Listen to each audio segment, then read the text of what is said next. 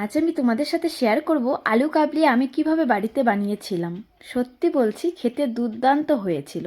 তাহলে ভিডিওটাকেও স্কিপ করো না, দেখতে থাকো। এখানে আমি নিয়েছি 2-3 ধরনের ফল, আর ফলের মধ্যে ছিল এই ফলটা প্লাম। জানো তো, এটা নতুন বাজারে দেখেছি, ভীষণ দাম নিয়েছিল, কিন্তু খেতে ভীষণই বাজে। বেশ একটা ছোটোবেলায় যে পানিয়াল খেতাম সেরকম টক টক। তো তাই ভাবলাম এই টকটকটা আলু কাবলিতে দিলে বেশ ভালো লাগবে। আর এদিকে আমি সেদ্ধ বসিয়ে দিয়েছি আলু কাবলি, আলু আর কাবলি ছোলা।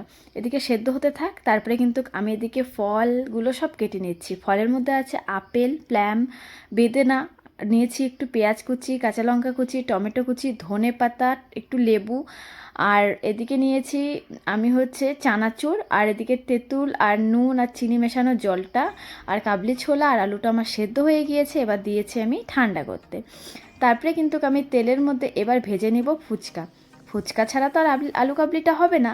আর এই ফুচকাগুলো কিন্তু রেডিমেড, দোকান থেকে নিয়ে এলে ভাজলেই হয়ে যায় ফুচকা রেডি। দেখো কি সুন্দর বলের মধ্যে বলের মতন গোল গোল করে ফুলে উঠেছে। তো আমি এখানে কয়েকটা ফুচকা ভেজে নিয়েছি। এবার কিন্তু আমি সুন্দর করে সব কিছু মাখিয়ে নিব। তার জন্য আমি একের পর এক সব কিছু দিয়ে দিব। তো প্রথমেই আমি নিয়ে নিলাম আলু আর কাবলি ছোলাটা।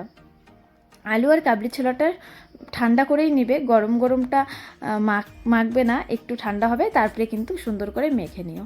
আলু কাবলিটা নিয়ে নিলাম। এবার আমি পার্ট বাই পার্ট যত ধরনের সবজি আর ফল আছে সবগুলো দিয়ে দিচ্ছি। একটু পেঁয়াজ কুচি, কাঁচা লঙ্কা কুচি, তারপরে নিলাম একটু ধনে পাতা, তারপরে নেবো এবার টমেটো কুচি। এখানে শশাটা দিলেও বেশ ভালো লাগতো, তা কিন্তু শশাটা দেইনি, শশাটা বাড়িতে ছিলও না, আর আমি ভুলেও গিয়েছিলাম শশার কথা। যাই হোক, শশা ছাড়াও খেতে কিন্তু ভীষণ ভালো হয়েছিল। এরপর নিয়ে নিলাম প্ল্যাম ফলটা। এবার 2-3টা ফুচকা এখানে ভেঙে দেব।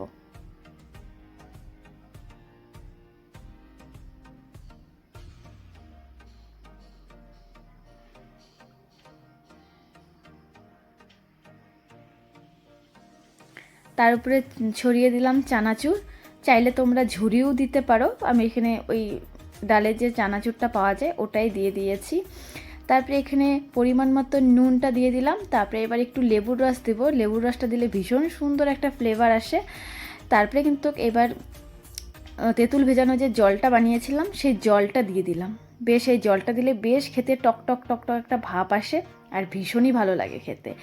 এরপর আমি পরিমাণ মতন একটু সর্ষের তেল আর একটু লঙ্কার গুঁড়ো দিয়ে দিচ্ছি। একটু ধনে গুঁড়ো দিলেও ভালো লাগতো, তবে আমি যেহেতু কাঁচা ধনে পাতা দিয়েছি তাই আর ধনের গুঁড়োটা দিলাম না। এবার ভালো করে মিশিয়ে নিব। মোটামুটি যখন মেশানো হয়ে যাবে এবার কিন্তু আমি এখানে টমেটো সসটা দিয়ে দিচ্ছি। টমেটো সসটা দিলে বেশ মিষ্টি মিষ্টি লাগবে খেতে, বেশ ভালো লাগে খেতে। এরপর দেখো সুন্দর করে এবার দিয়ে ভালো করে মেখে নেব, তাহলেই কিন্তু রেডি আমার আলু কাবলি। প্লেটটা সাজানোর সময় উপরে বেদানা আর আপেল কুচিটা দিয়ে দিলাম। তো ভিডিওটা কেমন লাগলো অবশ্যই জানিও।